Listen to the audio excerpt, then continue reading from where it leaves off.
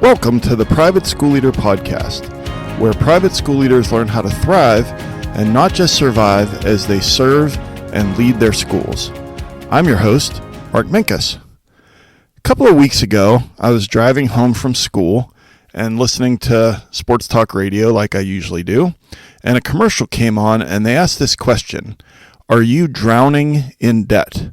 So it's a commercial for a debt consolidation company, and they asked, are you drowning in debt? And that made me think about something that happened in the last year where I was talking to one of my teachers, and they were behind on work and a lot of things going on, and I was talking to them, and this teacher said to me, I feel like I'm drowning in the deep end of the pool. And so I started thinking about that, and I want to talk to you today about what it means to be overwhelmed. And when I looked up the definition for overwhelmed, it actually means to be submerged as you would be in water.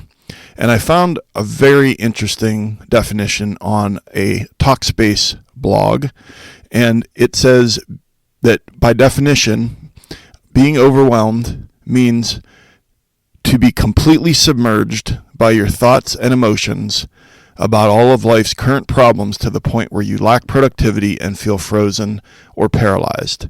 So let me hit you with that definition one more time. Being emotionally overwhelmed means to be completely submerged by your thoughts and emotions about all of life's current problems to the point where you lack productivity and feel frozen or paralyzed. So I want to just pause and ask you a question. Are you feeling overwhelmed as you try to lead your school? And the answer today might be different than the answer was a week ago Tuesday, but I think that we've all experienced being overwhelmed because we wear so many hats and we have such a complex job. And so I want to talk today about the 8 ways to feel less overwhelmed at school. But I also want to reassure you that you're not alone. I've been there. Your colleagues at other private schools have been there. And I can remember several years ago, one morning I woke up and I was so overwhelmed with what I had to do that day and everything that was going on at school. I was so overwhelmed that I literally couldn't sit up in bed. And I think that all of us have been there at some point in time. So on today's episode of the Private School Leader Podcast, we are going to talk about the 8 ways to feel less overwhelmed at school. Number 1, ride the wave of emotion. Number 2, revisit your compelling why. Number 3, more dopamine, less cortisol. Number 4, do a brain dump. Number 5, focus only on the next thing. Number 6, build capacity, then delegate. Number 7, fill your tank daily. And number 8, talk to someone. So I want to acknowledge that me starting off with a list of 8 things might be a little bit overwhelming for you as you listen to this episode of the podcast. And so I'm going to take good care of you. The show notes are at theprivateschoolleader.com/episode 15. And I would just encourage you to just listen and just take it in. And then you can check out the show notes later. But before we jump into today's content, I would like to ask for a favor. You know that it's my mission to help private school leaders all over the world thrive at the schools that they serve, and I wonder if you can help me do that. Can you please rate and write a review for this episode, wherever you listen to your podcast? That rating helps the algorithm push it out as suggested to more leaders, and that means that we can accomplish our mission as more leaders hear the podcast episode. So again, if you would be so kind as to just review this episode of the Private School Leader Podcast. And lastly, I also want to remind you that there are just a ton of free resources for you over at theprivateschoolleader.com/resources. There are at least 3 plug-and-play PDs for you, top 10 lists of leadership books, productivity books, TED Talks. There's also a guide there for you that I'll talk about later. But all of those resources are there for you at theprivateschoolleader.com/resources. All right, so before we jump into the 8 ways to feel less overwhelmed at school, I want to tell you a story, and this story is about you. And this story is about a day in the life of a private school leader. Tomorrow's work day really starts the night before. You start getting texts, staff starts calling off. You have trouble sleeping because you're trying to think, how will I cover these classes? You eventually fall asleep, but you have a restless night.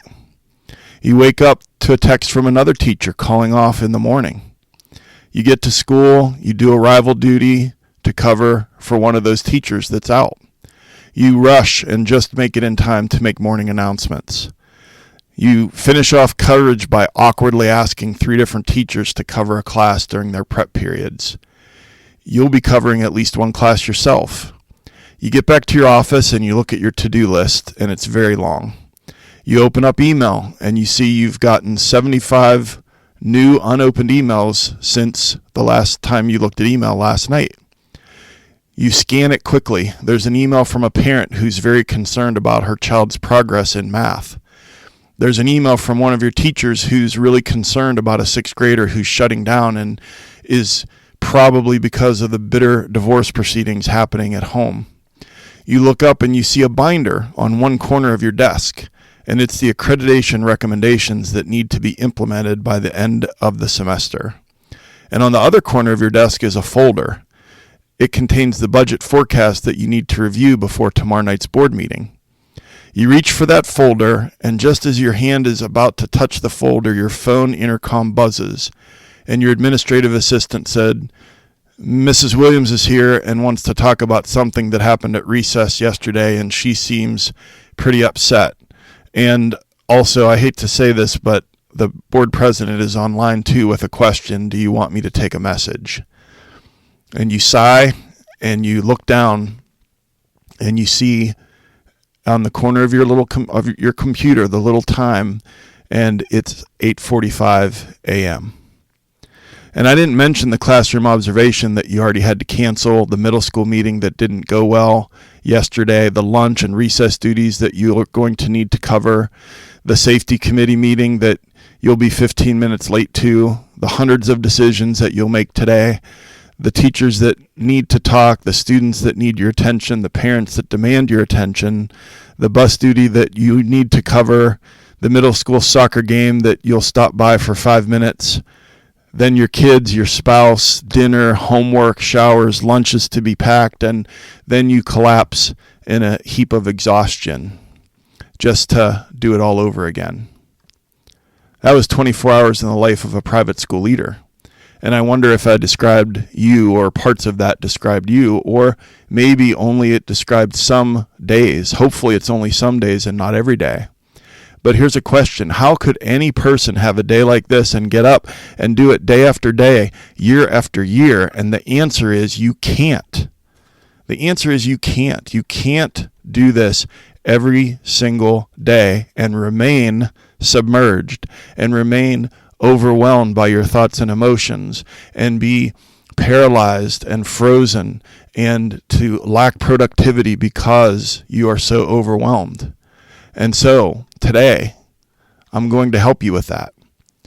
We might not be able to change parts of our job, but I promise you that if you do even a couple of these strategies, that you will feel less overwhelmed at school.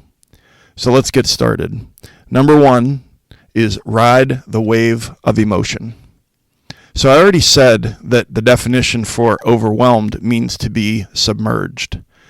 And you're submerged in your emotions. And some of those emotions are shame and guilt because you do all of the things that I mentioned in that day in the life of a private school leader. You do all of those things because you don't want to let people down. You don't want to let your teachers down. You don't want the parents to think that you're incompetent. You don't want your board president to think that you don't have it all together.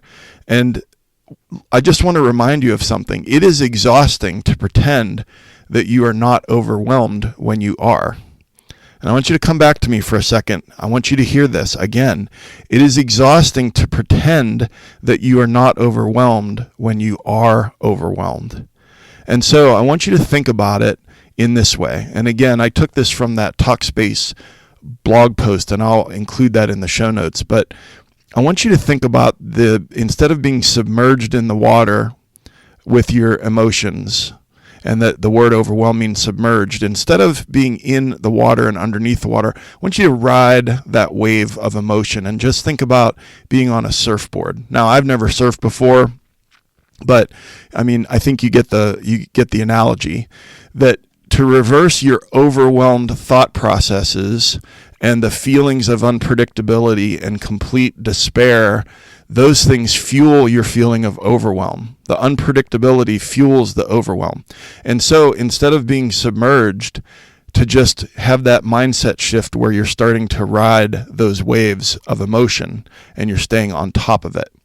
And I want to read you a quote from Gandhi. He said, "Your thoughts become your words become your actions become your habits become your values become your destiny." And I'm most interested in the first part of that. Your thoughts become your words, and your words become your actions. So our thoughts, we know that negative thoughts, they build up and they cause anxiety and they cause significant distress. I've been there. I've perseverated on negative thoughts, and we need to stop those damaging thoughts before they become habitual ruminations. We need to stop perseverating on those negative thoughts, those anxiety-inducing thoughts, by honestly asking ourselves, is this way of thinking, is it unreasonable? Is it unhelpful? And at the same time, to try to find alternative, more positive thoughts. And this isn't just me saying, okay, everything's fine, toxic positivity, like you can just flick a switch and all of a sudden turn your negative thoughts into positive thoughts. But it's really just assessing the fact that these thoughts are coming into your head and you can't do anything about that. But are you ruminating on these thoughts? Are you perseverating on these thoughts over and over and over again and slowly slipping beneath the surface of the water? Or are you acknowledging that this is emotional work that we do and that emotions are going to be up and down and that you're on that surfboard and you're riding the wave of emotion? Okay, let's move on to the second strategy for how we're going to be less overwhelmed at school. And number 2 is revisit your compelling why. And I won't spend much time on this other than to encourage you to go back to listen to episode 1, starting at 6 minutes and 34 seconds, and listen to the section on throwing starfish. There's a TED Talk by Simon Sinek called How Great Leaders Inspire Action. And I mention and talk about in episode 1 how I was able to come up with my compelling reason why I am a private school leader, and I write it at the top of my task list every single day. And another thing I said in episode 1 is that no paycheck, no parent, no board president is going to be compelling enough reason for you to be successful as a private school leader, for you to actually thrive. There's no paycheck, no parent, no board president that's going to keep you from being submerged in emotional overwhelm. You need a strong why. And so we need to revisit that strong why. And if you don't currently write your compelling why at the top of your task list, please go back and listen to episode 1, start at 6 minutes and 34 seconds, and it'll explain everything there, how you can go ahead and how you can meditate on that, think about it, and you can articulate that why, and then write it at the top of your task list every day. Okay, let's go on to number 3. Our third strategy is more dopamine, less cortisol. So you probably know that dopamine is a neurotransmitter. It's called the feel-good hormone. It's a chemical that helps send messages inside your brain. And when you're doing something pleasurable, the brain releases a large amount of dopamine. Cortisol, on the other hand, is a steroid hormone that helps your body deal with stress. Your adrenal glands activate. And cortisol is good, but only in small doses. And we learned about fight or flight probably in middle school health class, and then several times after that. Fight or flight, that acute stress, that traumatic event, the running away from the bear. But chronic stress also releases cortisol. And let's face it, our jobs come with chronic stress. And some of the really significant negative health consequences of prolonged high cortisol levels in the brain are impaired cognitive ability, high blood pressure, weight gain, reduced immunity, and diabetes. So how do we get more dopamine and less cortisol? All right, more dopamine. First thing that I want you to do is I want you to make a list of what energizes you the most at school.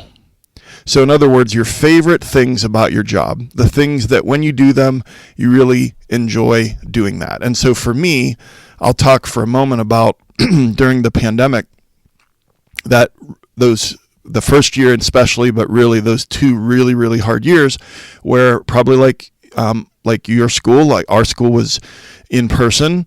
And what I often said during that year is that the 1 hour of recess and lunch, we have 30 minutes recess, 30 minutes lunch.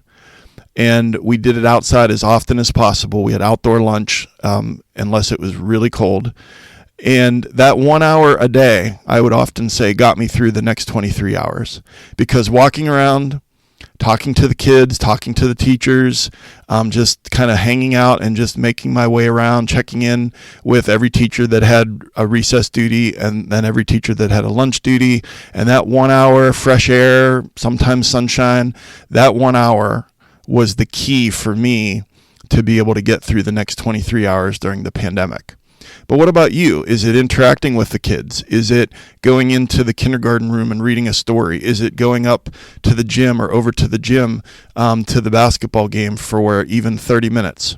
So I want you to make a list, and I want you to pick 3 things, and then I just want you to even take one of those things for 30 minutes a day. Now, 30 minutes a day, you're like, okay, hold on a second.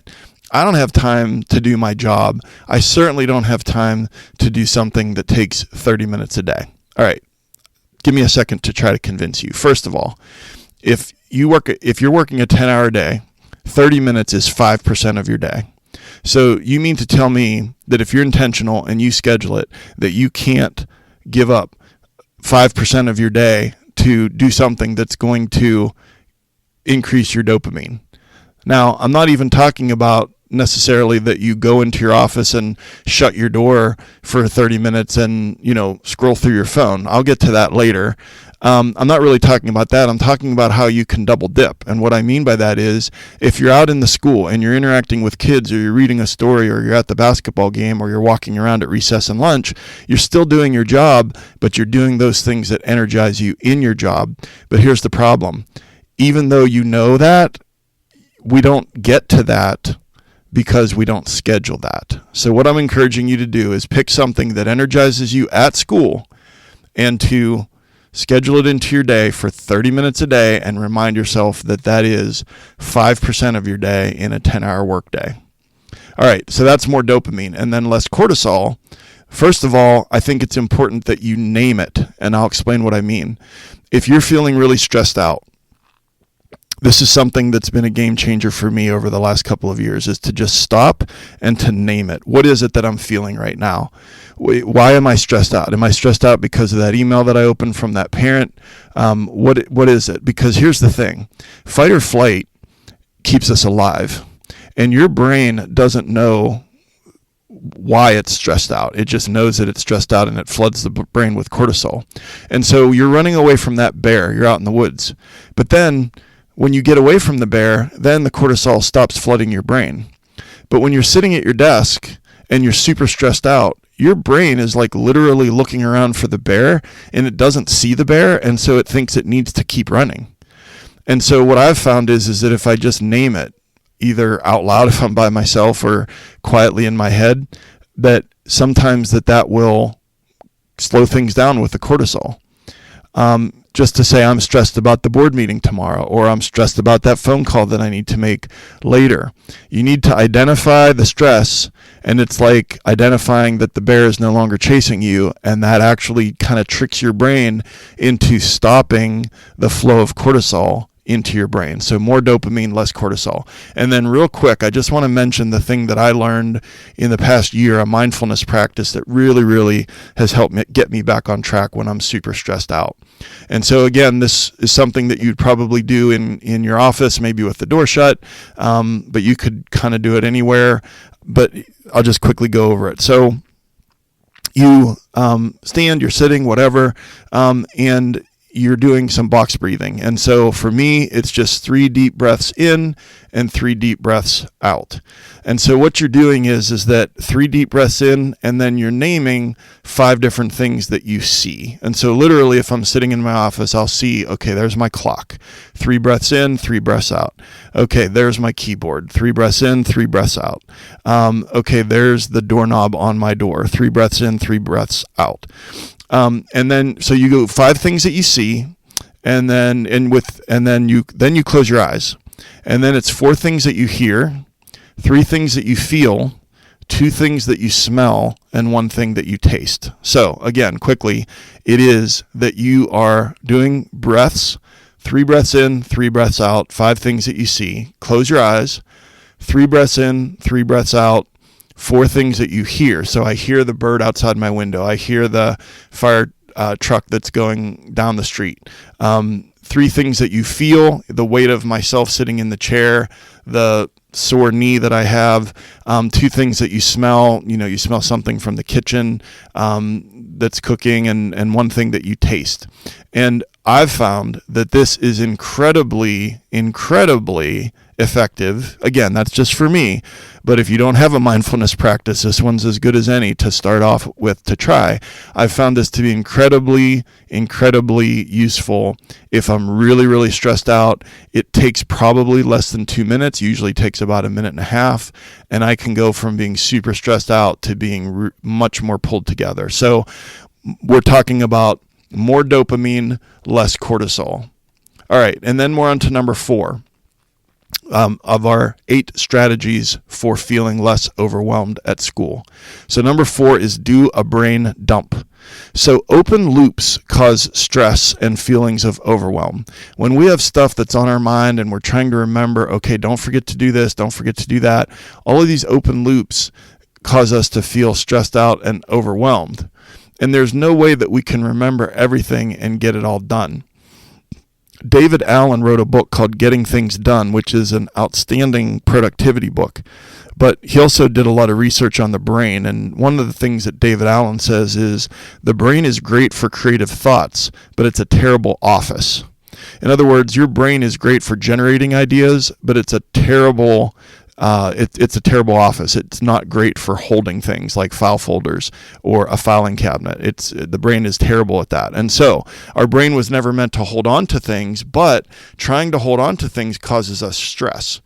And so I would strongly encourage that you do a brain dump at least once a day, but maybe if you just want to start out by doing a brain dump once a week and just get it all out, all those things that are in your brain, and then just write them all down and then set that list aside and then come back to it a little bit later and then organize that into a task list.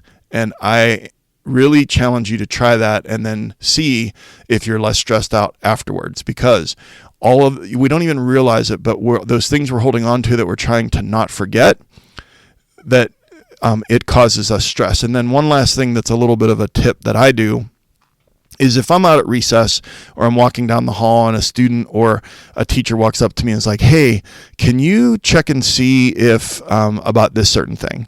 And I will tell that person, I'll say, send me an email and put that on the subject line. And so I've got everybody trained now because I've been saying that for so long. But the trick of that is that then I don't have to, okay, if I'm at recess, I'm going to bump into probably 12 or 13 different people before I get back to my office. There's zero chance that I'm going to remember the thing that teacher asked me about. And so I put it back on the teacher or back on the student, and they don't mind. They know that that's kind of how I operate. And I'm just like, hey, I don't want to forget this. Just send me an email and just put that on the subject line. And then what happens is the 2 different times a day when I schedule myself to look at email, then there it is. And guess what? I'm at my desk and I can do something about that request instead of me forgetting about it or spending the rest of the day being stressed trying to remember that thing that teacher said at recess and being too embarrassed to go back and ask them what that was. So number 4 is do a brain dump.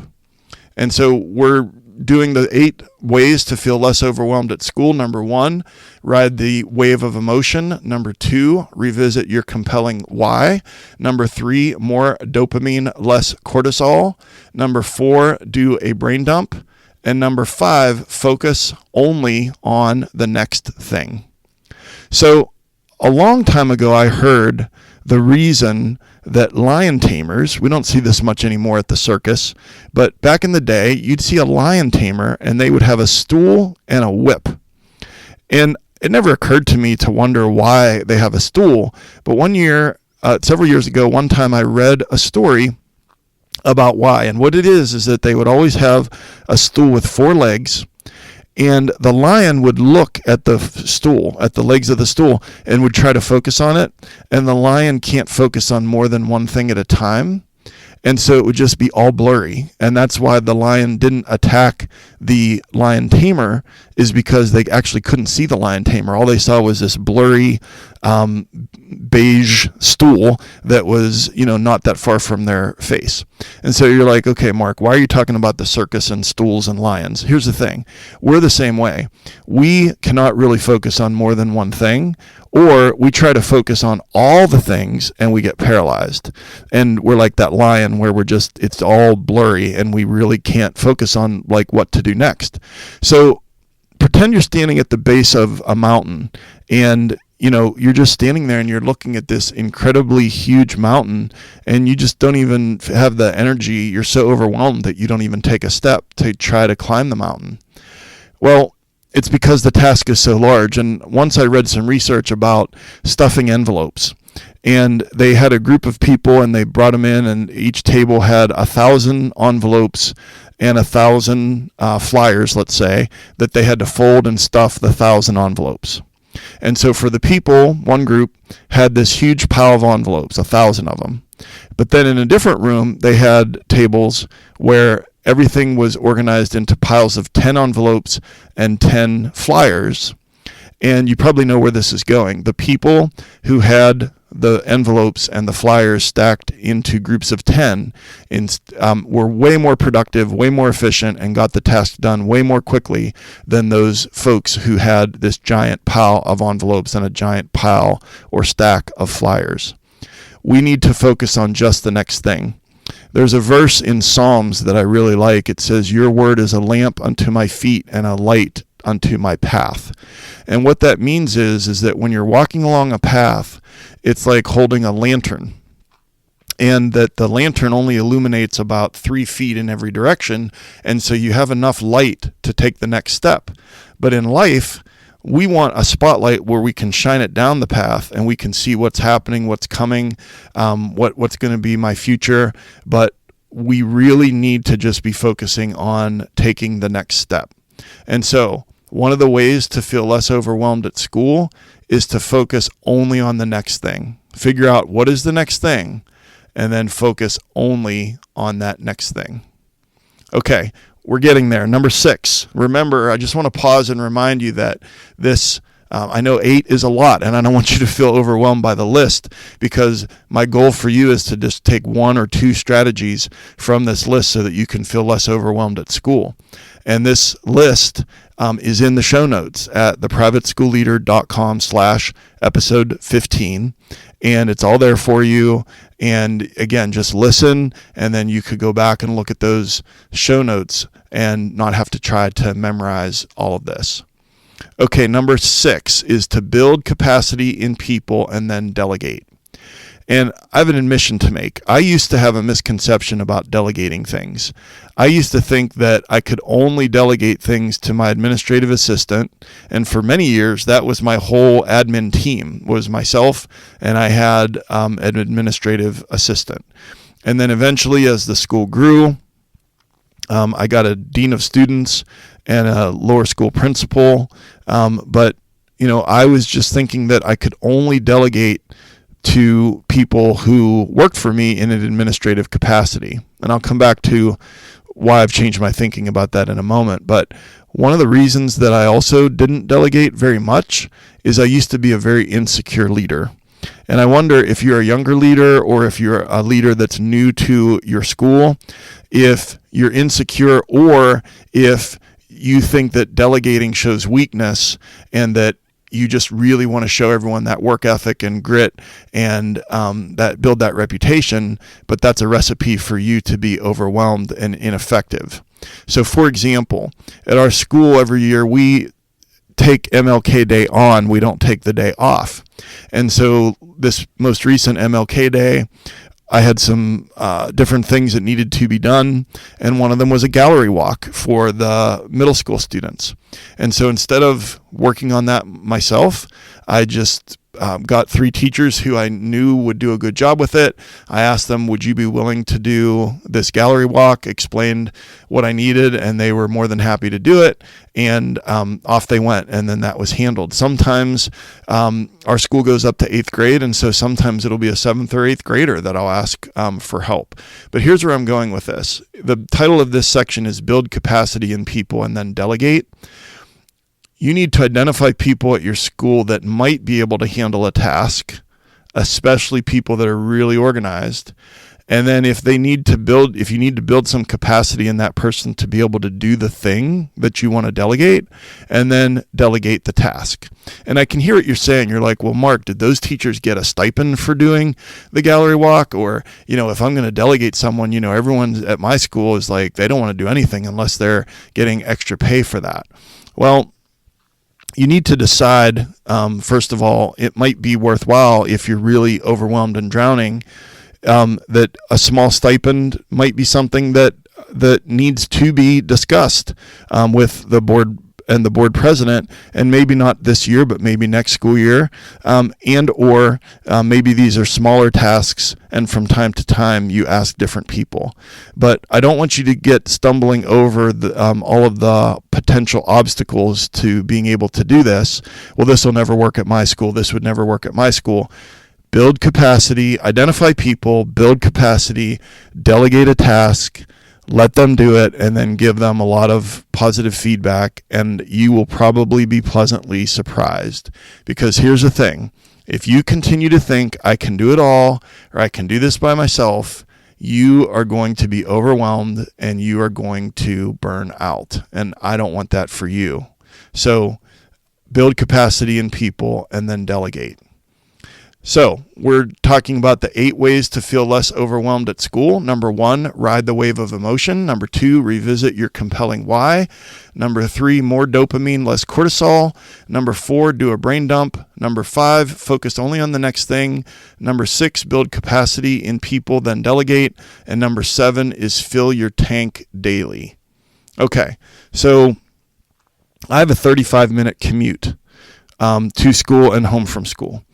And I always say that that's an important time of my day because it lets me turn back into a father and a husband instead of being a principal, especially at the end of the day. And during COVID, when we were all working from home, I was driving my wife and daughters crazy because I would walk in from the dining room into the kitchen and I'm still in my principal mode. And they're like, Dad, we know how to load a dishwasher. Like, go back to the dining room. So when you're driving around and you're not really paying attention to your gas tank and you get a sensor that goes off and it starts dinging that you have low fuel.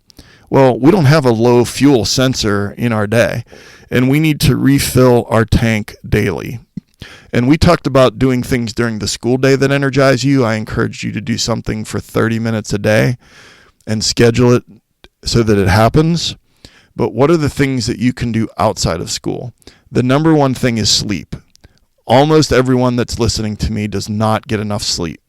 So to be more intentional about the things that happen, starting earlier, having a routine, and getting off of the device a little earlier. I started charging my phone in a different room about 1.5 years ago, and that was a real game changer for my sleep. The nutrition, when we're overwhelmed and we're stressed out, we eat more. Music, I listen to music every morning to get me going in the shower. Physical activity, if you work out in the morning or if you go for a walk when you get home from work. Just make a list of the 3 things that restore you the most outside of school and put at least one of them into your schedule. And I know that sounds easy, that I make it sound easy, and that's really, really difficult because you have so many things going on. I was listing all the stuff that you do before at the beginning of this episode, but you're only going to become more depleted. You're only going to become more submerged unless you fill your tank every day. And then I want to tell you one last thing on this point before we wrap it up with number 8. And you're probably not going to want to hear this, but feeling overwhelmed, scrolling on your phone isn't going to make that better, because social media, that's curated photos of other people's lives, the very best moments of their day or their week, and it's not reality. And, funny videos or Instagram reels or whatever, that's fine if it's a distraction. But you have to ask yourself, is there something that I could be doing right now that would fill me up more than this? So, spending time with your spouse or your partner or with your kids, going for a walk, whatever, reading a book, whatever it could be. Because for most of us, we can remember a time before we spent time scrolling on our phone. And what did we do with that time? Well, we did things that were probably more meaningful. And I used to be terrible at this. The only reason I'm talking about it now is because I'm better at it than I used to be. But just within the past year, I heard this country song that I liked this line from it. It said, "I traded sunsets with my wife for hours on my phone." And that really, struck home with me. And it's like, okay, there are things that I can't get back. Time with my wife, with my daughters. And I just am trying to be more intentional about the things that fill me up and schedule it. And I encourage you to do the same. And then quickly, number 8 is talk to someone. So you may have an employee assistance program at your school. I've told you before about the employee assistance program and how the grief counselor really helped me when I had 3 sisters in 3 consecutive years that passed away. And then a couple of years ago, my 92-year-old father passed away from COVID-19, and the grief counselor has been super helpful. Another private school leader at a school outside of your area, and you're like, well, how the heck am I going to connect with them? Well, through NAIS or ACSI or Prisma or NCEA, whatever your school's leadership organization is that you're a part of, they have affinity groups. They have ways for you to connect, even if it's just a directory, and to just have, maybe once a month even, that conversation, even if it's not a mentor-mentee role, but just someone else to talk to that knows what you experience. And then also you could email me. I'm good at giving pep talks. It's mark.o.minkus@gmail.com. That's mark.o.minkus@gmail.com. Or someone in addition to your spouse or your partner or your best friend. If that's the person that you vent to or talk to all the time about school stuff, they may be fantastic and great listener, but we all know that sometimes that gets to be a lot for that person. And so number 8 is talk to someone, whether that's employee assistance program, a counselor, another private school leader, or reach out to me. So the big takeaways from today's episode: the 8 ways to feel less overwhelmed at school. Number 1, ride the wave of emotion. Don't get submerged. Get on that surfboard, acknowledge your feelings, but don't let them turn into habitual ruminating thoughts that are going to pull you down under the water. Number 2, revisit your compelling why. Go back to episode 1, start listening at 6 minutes, 34 seconds, and get clear on your strong why, and then write it at the top of your task list every day. Number 3, more dopamine, less cortisol. You're going to make a list of a couple of things that bring you joy at school, and then schedule 30 minutes a day to do those things. And you can double dip and do something that gets you visible and out into the school, but it's also something that you really enjoy doing. Also, less cortisol means to identify why you are stressed, to deactivate fight or flight, and to trick your brain into realizing that the bear is no longer chasing you. So to name it, when it comes to why you are stressed. Number 4, do a brain dump. Open loops and loose ends stress us out. Trying to remember things stresses us out. Once a day, do a brain dump of the things that are in your head, and then revisit that list later and turn it into a task list. Number 5, focus only on the next thing. We often get overwhelmed because of the size of the task or the sheer number of tasks that we have in a day. Identify just the next thing and do only the next thing. Number 6, build capacity, then delegate. Identify someone that might be able to do one of your tasks and ask them for help. Number 7, fill your tank daily.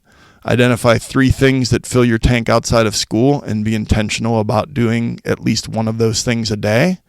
And number 8, talk to someone. Use your association, your leadership association, to connect with a leader at a school outside your region. And the reason it's outside your region is because you don't really want to be confiding in, talking with, sharing stories with someone that's a competing school. Maybe you have a great relationship with someone at a competing school in your region, but I've always found it better to be a leader outside of your region. And then I always like to give a call to action. And the call to action is something I've said about 4 times now. I want you to come up with a couple of things that bring you joy at school and schedule 30 minutes a day when you're doing that thing. All right, let's wrap it up. I hope you got value from this episode. This podcast exists to help you thrive and not just survive as you serve the students and teachers at your school. And my goal is to take my 30 years of experience as a private school leader and to tell you about the mistakes that I've made and the things I wish I had known, and to try to help you succeed and also to be less overwhelmed. And I've created a free resource for you. It's called The 6 Things That Every Private School Teacher Wants from Their Leader. And this is a 6-page guide that could really be a game changer for you. And I guarantee if you do even one of these 6 things, but especially if you do all 6, that the teachers at your school will be happy to follow you. And you can pick that up, your free guide, by going to theprivateschoolleader.com/guide. Please subscribe to the podcast so you never miss an episode. I mentioned show notes. You can grab those at theprivateschoolleader.com/episode 15. New episode comes out every week on Apple, Spotify, YouTube, wherever you get podcasts. I'm on Instagram at The Private School Leader, on Twitter at The PS Leader. And please share this with other leaders or aspiring leaders at your school if you found this podcast episode valuable to you. And I've been your host, Mark Minkus. It's a privilege to be able to talk to you, and I so appreciate the amazing work that you're doing at your school and that you took some of your precious time today to listen to this podcast. And I'll see you next time here on the Private School Leader Podcast. And until then, always remember, serve first, lead second, and make a difference.